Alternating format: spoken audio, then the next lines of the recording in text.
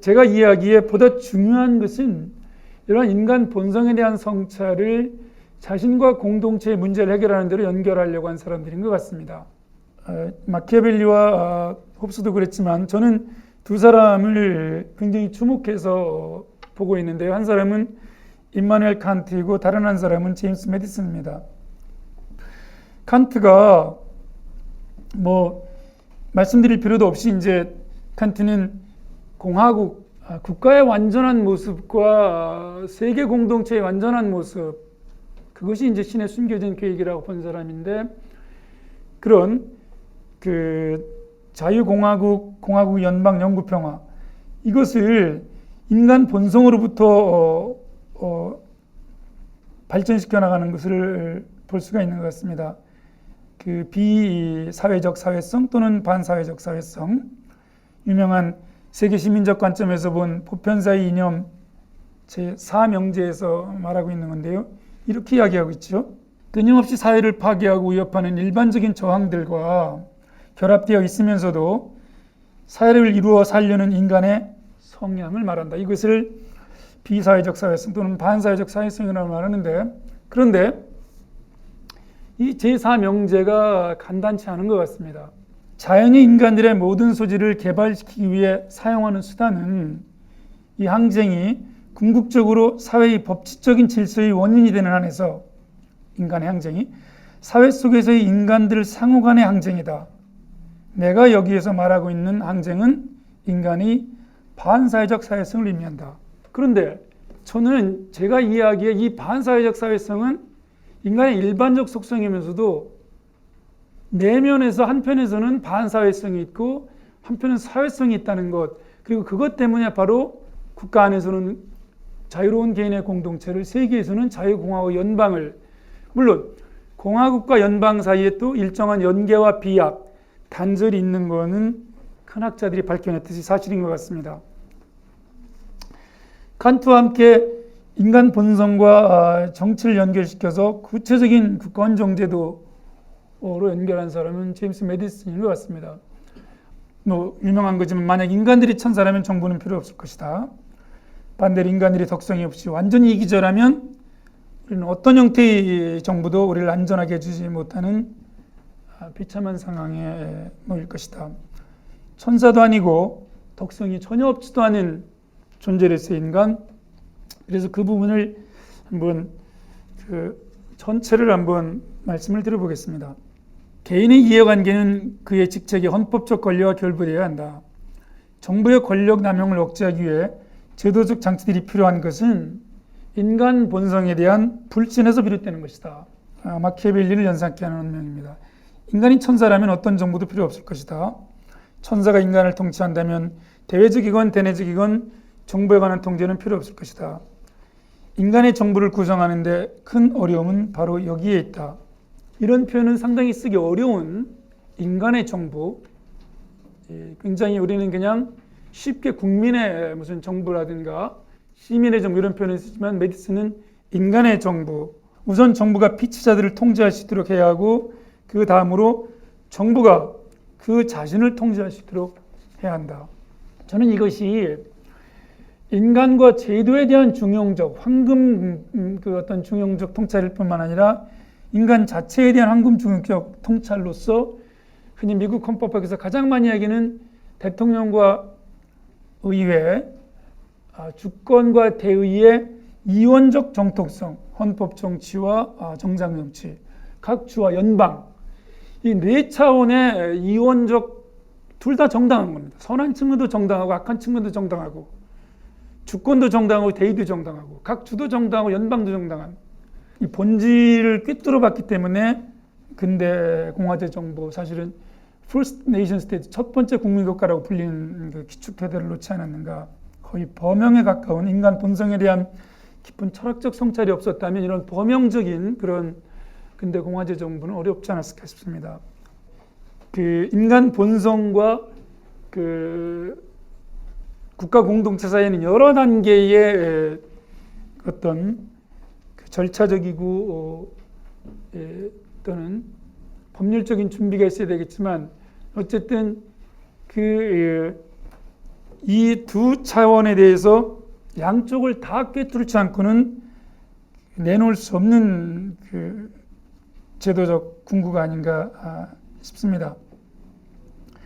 마키아벨리가 인간은 선을 위해서보다는 악을 위해 더 준비되어 있다는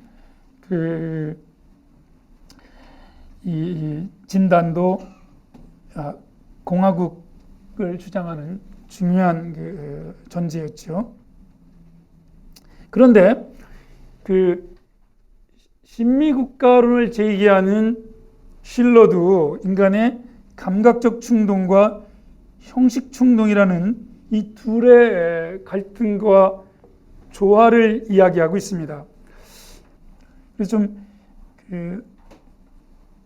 내면적으로 어떤 부분은 상반되는 주장도 있지만 좀 거칠게 말씀을 드리면 마키아벨리의 근대 공화주의 또는 공화국, 홉스의 주권국가, 메디슨이나 제퍼슨의 자치 연방정부, 칸트의 자유로운 공화국 연방, 실로의 신미국가는 사실은 좀 인간의 이런 그 모순적 본질에 대한 통찰로부터 출발했다는 점에서 국가에 대한 연구, 정치에 대한 연구는 그 한국의 정치학이나 사회과학이 우리 현실에 크게 기여를 하지 못하고 있다면 이러한 그 국가에 대한 탐구가 정치에 대한 탐구에 머물러서는 안 되고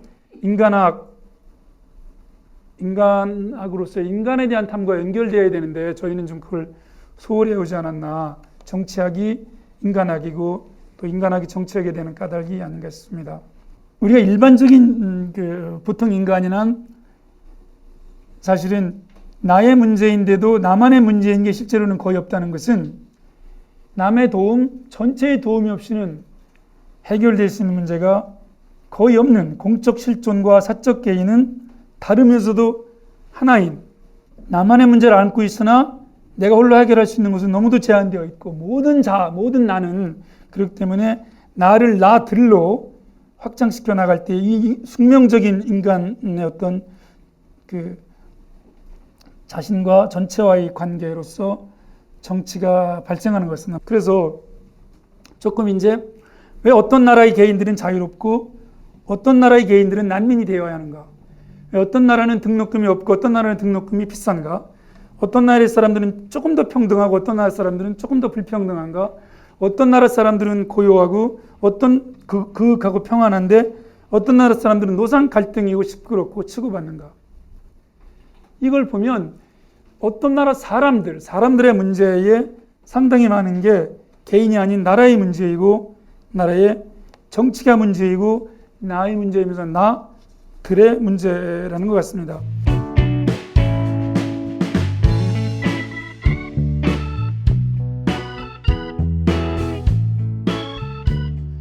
폭력 상태를 벗어나려 존재하지만 동시에 폭력 없이는 존재할 수 없는 게 또 이 정치이기 때문에 폭력은 정치의 근본이며 정치를 다른 모든 것과 구별시키는 핵심 요소가 폭력이기 때문에 우리는 이 두 가지 모순, 폭력으로부터 벗어나려고 하는 게 정치의 본질이면서 폭력이 없이는 정치를 구사할 수 없는 이 가장 근본적인 어쩌면 형용모순적인 이 상황을 어떻게 돌파할 것이냐.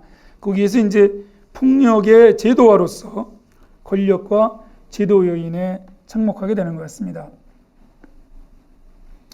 결국 정치에서 가장 중요한 점은 이런 폭력, 또 폭력을 동원한 인간들 사이의 갈등의 제도화와 경로, 수준인 것 같습니다. 이것을 제도화하지 않고 인간 문제가 얼마나 타협적이고 평화적으로 해결되는 건 고사고 해결될 수 있을까? 그것은 불가능한 것 같습니다. 그런 점에서 폭력의 통제와 갈등의 제도화는 정치의 문제이면서 동시에 인간 문제이고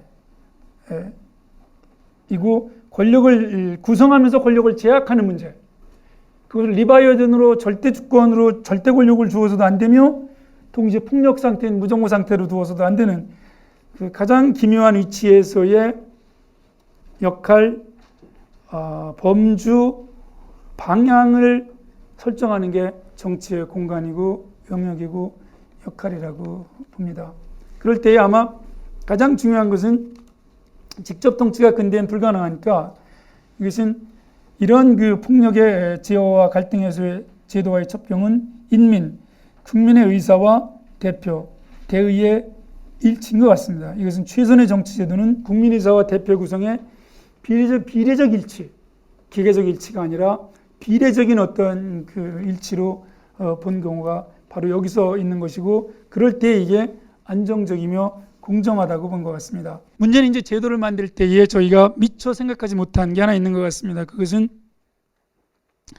결국 인간의 요구, 갈등을 한편으로 하고 제도나 헌법을 한편으로 할 때에 그곳으로 나아가는 그 단계와 단계에서의 어떤 아주 섬세하고 정치하고 때로는 정밀한 정직한 대응인 것 같습니다. 왜 그러냐면 이거는 정치 이전인데, 아르헨티나에게는 전 정치적인 영역인데, 폭력이나 갈등 상태는, 그러나 그것도 제도나 헌법은 정치 이후이거나 공공 영역의 어떤 영향을 받는 것인데, 이것은 인간 자유의 보장을 위해서 정치와 제도, 정치와 법률, 시민과 국가 사이에 어떻게 하면 단절이 조건 없는 상태를 만드느냐. 한국은 아주 심각한 상태죠. 시민사회 국면과 정부 국면, 또는 운동 국면과 제도 국면, 독재 해체와 민주정부 수립, 이것이 법 재정적 폭력과 법 유적, 이것들이 한국은 너무 극적으로 단절이 되어 있기 때문에, 뭐 6월 항쟁 헌법을 만들 때에도 헌법 개정을 요구하는 측과 헌법을 제정한 측은 완전히 단절이 돼가지고 이제 오늘날의 이런, 이것을 어떻게 이거를 좁히느냐. 다수의 시민적 지혜가, 그렇다고 해서 다 들어가면 이건 다중이 되고 중우주의가 되니까, 이 정치 이전과 정치 이후를 연결하는 그 영역이 그 정치가 쌍방의 역할이 있는 것 같습니다. 개인 삶의 많은 문제가 왜 제도소가 아니고 법률소가 아니고 계속해서 고전고대 근대의 제도들이, 지혜들이 입법자의 지혜야말로 인간 문제다라고 하는 게 그래서 나온 것 같습니다. 이 공공성이 전체의 체제를 성격을 결정하는 것이, 아까 말씀 어떤 나라는 갈등이 심하고 어떤 나라는 안정되고, 그래서 공공성이 전체의 성격을 결정하지만 결국 그것은 공공성은 개인성, 개별성, 인간성의 관점에서 접근해야 된다고 보고, 전체성은 수단이라고 봅니다. 불가분의 관계에 놓이지만 그 전체의 성격은 공공성의 발현의 정도에 달려있지만 궁극적으로는 개인성, 개인적인 삶의 어떤 그 방향, 자유, 인간적인 어떤 측면을 드러내고 못 드러내고, 어디에 매달리고 안 매달리고, 이런, 그래서 공공성은 가장 중요한 그 채널이지만 수단과 절차이고, 목적은 인간성과 개별성의 구현에 있다고 생각합니다. 육아, 교육, 노동, 임금, 일자리, 연금, 여가, 복지 문제에서 높은 공공성을 추구하는 것은 그 결과가 그 연령대의 전체 개별 삶들의 안정성, 예측 가능성, 형평성, 평안성, 그리고 때로는 일치성. 정부가 항해하다라는 말에서 나온 것은 이 항구에서 저 항구, 차 안에서 피 안으로는 사실 인간에게 들어오면 낳는 항구부터 죽는 항구까지 이 삶은 안정하게, 안정적으로 이끌어가야 된다는 뜻을 담고 있습니다. 인간 실존의 차이는 개인적인 문제이기도 하지만 공공성의 차이가 너무나 많이 초래하기 때문에 이 개별 실존이 직면하는 문제는 때로는 자살과 같은 인간 실존의 차이가 인간 본질 자체를 좌우하기 때문에 이 공공성은 굉장히 중요하다. 그래서 저는 이 세 사람을 생각해 보면서 이 공사이원론의 극복이 굉장히 중요하다고 생각합니다. 소크라테스와 칸트와 아렌트인데요. 그래서 관공사 3원론으로 나가자 맨 뒤에 있는 그림은 그것을 나타낸 것입니다. 관공사 3영역이 개인 차원에서, 국가 차원에서, 세계 차원에서 어떻게, 특히 이제 맨 뒤에 그림은 칸트를 염두에 두고 했던 건데요. 이것은 무슨 말씀이냐면 칸트가 저희와 완전히 바꿔서 이야기하고 있어요. 계몽이란 무엇인가에 대한 답변에서 칸트가 말하는 것은 저희 일반적 이해를 정면으로 뒤집지 않습니까? 이성의 사적 사용은 시민적이거나 개인적인 지위나 공직의 관점에서 이성을 사용하는 것이다. 저희는 이런 관점을 공적 이성이라고 착각해 왔는데 칸트는 그게 사적 이성이라는 거예요. 거꾸로. 그래서 이게 이 관공성과 사사성, 우리가 지금까지 공공성이라고 얘기해왔던 것이 사실은 관공성이다. 오피셜리스가 그 직위가 주는 협소한 이해관계를 관찰하려고 하는 것이지, 실제로는 그 제도가 공공성은 아니다. 그 자체가. 그래서 이 관공성과 사사성 사이의 넓은 대화와 참여와 소통과 공론의 영역이 공공성인데, 공사이원론으로 접근하니까 관공성도 저희가 공공성으로 착각을 해온. 지금 기업 국가라는 것은 이제 뭐 지금은 요즘 오히려 더 나아가서 이제 데모크라시를 넘어서 코포크라시다. 기업 지배사회. 이제 막스 베버가 기업 국가 이 태제를 내놓은 뒤에 이거는 굉장히 이제 지금 많이 운용되는 건데요. 여기서 그 두 개가 만날 수 없는 게 만났다는 것이죠. 국가는 공공 영역의 표상이고 기업은 사적 영역의 표상인데, 지금은 마치 국가가 기업의 역할을 대체할 뿐만 아니라 로이가 말하고 있는 재산관리누스 국가, 오히려 이제 국가가 재산관리 역할을 해가지고 실패한 공공 영역을, 사적 영역을 다 뭐 은행들, 기업들 이런 거 다 영원한 재산관리인으로, 항구적 재산관리인으로 국가가 역할이 되면서 뭐 시장의 실패, 기업의 도산, 은행 부실, 카드 부채, 구조조정, 실제로는 기업이나 시장이 실패한 건데 그걸 국가가 보전해주면 어떻게 되면 개별 시민들이 다 이제 세금으로 책임을 지고, 우리나라 공적 자금이라든가 이런 거 회수율 보면 기겁을 하죠. 1년에 4조가 회수가 안 되는, 완전히 그런 아무도 책임을 지지 않는 부실은 시장과 기업이, 부담은 국가와 국민이 담당하는 역전된 형국이 이제 오늘날 공사가 역전되는 형국까지 도달했다는 거죠.